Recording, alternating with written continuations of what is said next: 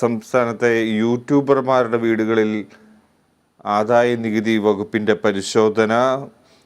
പേളിമാണി അടക്കമുള്ള 10 പേരുടെ വീടുകളിലാണ് പരിശോധന. വൻതോതിൽ നികുതി വെട്ടിപ്പ് നടത്തുന്നതായി പരാതി ലഭിച്ചതിൻ്റെ അടിസ്ഥാനത്തിലാണ് ആദായ നികുതി വകുപ്പിൻ്റെ പരിശോധന നടക്കുന്നത്.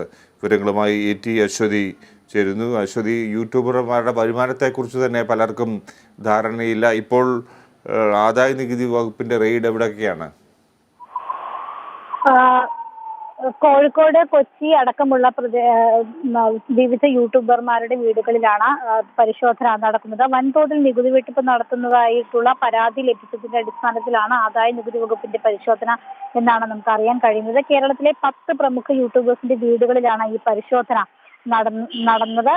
ഈ പേളിമാണി അടക്കമുള്ള ആളുകളുടെ വീടുകളിൽ ഈ പരിശോധന നടന്നു.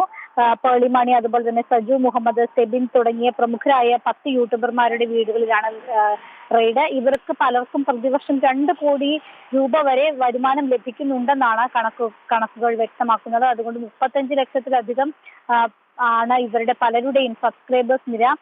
അതുകൊണ്ട് തന്നെ ഇവർക്ക് വലിയ വരുമാനം ലഭിക്കുന്നുണ്ട്. എന്നാൽ നികുതി ഇനത്തിലേക്ക് ഇവർ പണം അടയ്ക്കുന്നില്ല എന്നതാണ് പ്രധാനപ്പെട്ട ആരോപണം. യൂട്യൂബർമാരുടെ സാമ്പത്തിക ഇടപാടുകളുടെ രേഖകളാണ് ആദായ നികുതി വകുപ്പ് പ്രധാനമായും പരിശോധിക്കുന്നത്.